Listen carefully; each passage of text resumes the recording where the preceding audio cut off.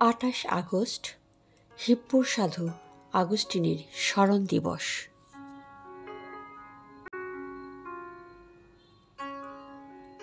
354 খ্রিস্টাব্দের 13 নভেম্বর আফ্রিকার আলজেরিয়া দেশের থাগাস্তে নগরে পশ্চিম খ্রিস্টমণ্ডলীর আচার্য শিরোমণি সাধু আগুস্টিন জন্মগ্রহণ করেন। তার বাবা প্যাট্রিসিয়াস ছিলেন গোঁড়া পৈত্তলিক। তিনি শহরের একজন সরকারি কর্মকর্তা ছিলেন, কিন্তু তার মা মনিকা ছিলেন একজন ধর্মপ্রাণ খ্রিস্টান, কোমল স্বভাবের এক পবিত্র ধার্মিকা নারী। থাগাস্তে ও মাদুরার স্কুলে আগুস্টিন তার শিক্ষা জীবন শুরু করেন। শৈশব থেকেই আগুস্টিন ছিলেন সত্যানুরাগী ও মেধাবী। বাবা প্যাট্রিসিয়াসের পরিকল্পনা অনুযায়ী উচ্চশিক্ষা লাভ করার জন্যে আগুস্টিন কার্থেজে যান।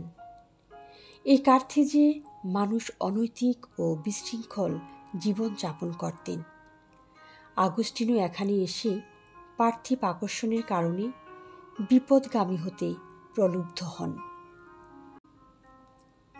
তিনি কার্থেজের মহাবিদ্যালয়ে অলঙ্কার শাস্ত্রে পড়াশোনা করেন এবং মাত্র 20 বছর বয়সে অধ্যাপনা শুরু করেন।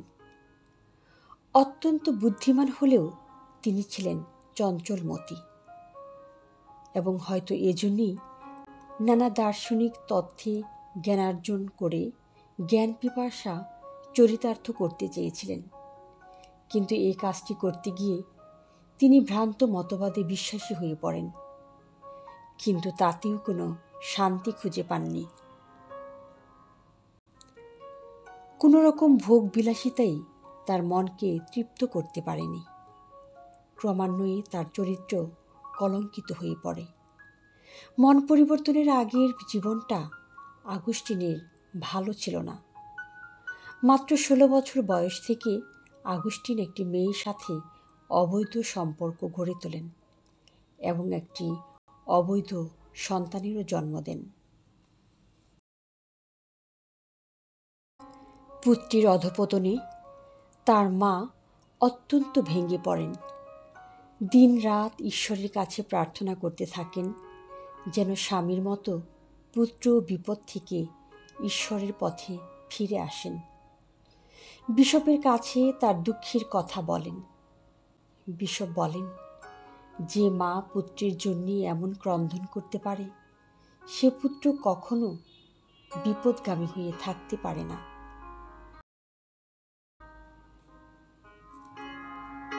আগুস্টিনের চারিত্রিক পরিবর্তনের জন্য মা মনিকা 383 খ্রিস্টাব্দে তাকে নিয়ে ইতালি যান। ইতালির মিলান নগরে আগুস্টিন দর্শন ও সাহিত্য বিষয়ে অধ্যাপনা শুরু করেন। এখানে এসে এই প্রথমবারের মতো সাধু বিশপ আম্ব্রোজের কথা শুনতে পান। 30 বছর বয়সে বিশপ আম্ব্রোজের দেখা পেয়ে তার জীবনে উষা দেখা দেয়। তিনি তার জীবনে ঈশ্বরকে ভালোবাসার প্রয়োজনীয়তা অনুভব করেন। বিশপ আম্ব্রোজের সাহচর্যেই পাল্টে যায় আগুস্টিনের জীবনের গতিপথ। আগুস্টিনের জীবনে সত্যিকারের পরিবর্তন আসে মিশরের সাধু আন্তনির জীবনী পাঠের মধ্য দিয়ে। এই বই পাঠে তিনি জানতে পারেন একমাত্র ঈশ্বরকে ভালোবাসার জন্য হাজার হাজার সাধু সন্ন্যাসী জগতের সমস্ত সুখ ভোগবিলাস ত্যাগ করেছেন। তার মনে প্রশ্ন জাগে, সেও কি তাদের মতো তাই করতে পারবে না?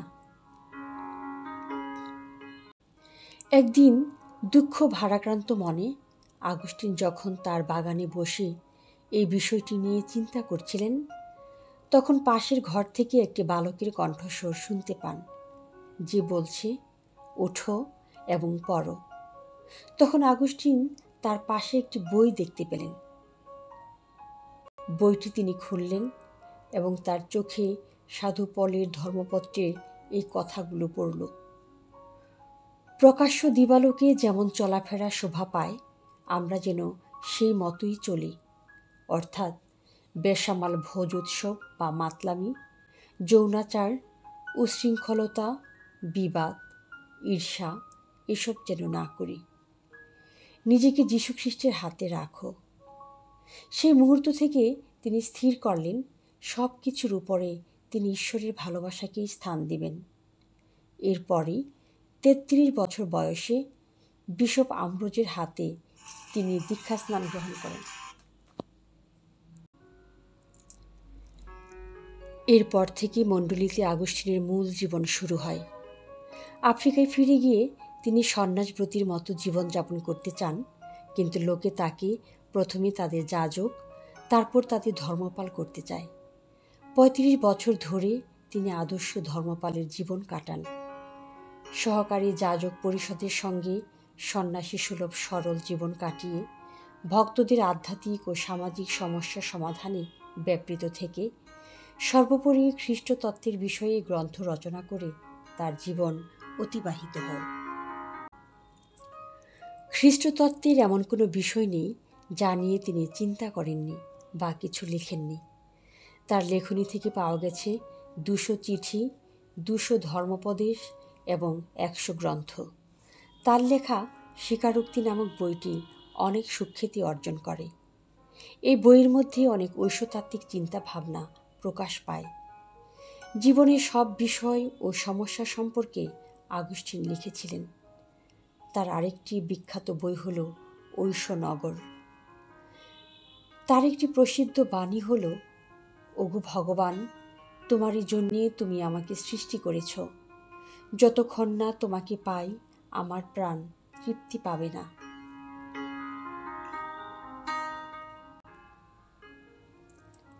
আগস্টিনের জীবনে আরেকটি ঘটনার কথা বলতেই হয়। একদিন আগস্টিন সমুদ্রের পাড় দিয়ে হাঁটছিলেন। তিনি ত্রিব্যক্তি ঈশ্বর সম্পর্কে গভীরভাবে বোঝার চেষ্টা করছিলেন। তখন তিনি দেখতে পেলেন একজন ছোট্ট বালক ছোট্ট একটি গর্তের মধ্যে ছোট্ট একটি পাত্র দিয়ে সমুদ্র থেকে জল এনে গর্তটি ভরার চেষ্টা করছে। বালকটির কাণ্ড দেখে আগস্টিন অবাক হলেন এবং বালকটিকে জিজ্ঞেস করলেন, তুমি এটি কি করছো? বালকটি শান্তভাবে উত্তর দিল, সাগরের সমস্ত জল এই গর্তের ভিতরে রাখার চেষ্টা করছি, যেন সমুদ্রটি আমি খালি করতে পারি। আগস্টিন তাকে বললেন, তুমি পাগল নাকি? এই বিশাল সমুদ্রের জল এক ছোট্ট গর্তে রাখা কোনোভাবেই সম্ভব নয়। তখনই আগস্টিনের চোখ খুলে গেল। তিনি তখন বুঝতে পারলেন পবিত্র তৃত্ব সম্পর্কে তার বোঝার যে আকাঙ্ক্ষা, তা এই বালকটির মতো ছোট গর্তটিতে সমুদ্রের জল রাখার মতোই বৃথা চেষ্টা। সুন্দরভাবে তার পূর্ণ জীবন শেষ করে আগস্টিন ৪৩০ খ্রিস্টাব্দের ২৮ আগস্ট ৭৬ বছর বয়সে মৃত্যুবরণ করেন। মৃত্যুর আগে রাজা দাউদের লেখা ক্ষমা ও অনুতাপ বিষয়ে বিখ্যাত সাম গানটি বড় অক্ষরে লিখে তার বিছানার সামনে টাঙিয়ে রেখেছিলেন। এটার দিকে তাকালে তার নিজের পাপের জীবনের জন্য দুঃখ ও অনুতাপ হতো। আগস্টিন গভীরভাবে অনুতাপ করতেন, তাই ঈশ্বর তার সমস্ত পাপ ক্ষমা করে তার ২ বাহুতে তাকে তুলে নিয়েছেন। ক্যাথলিক মণ্ডলীর ইতিহাসে সাধু আগস্টিন একটি বিশেষ নাম। ৩৩ বছর বয়সে যিনি মন পরিবর্তন করেন এবং পরবর্তী জীবনে তিনি একজন স্বনামধন্য বিশপ হন এবং মৃত্যুর পর আজ তিনি মহান সাধু।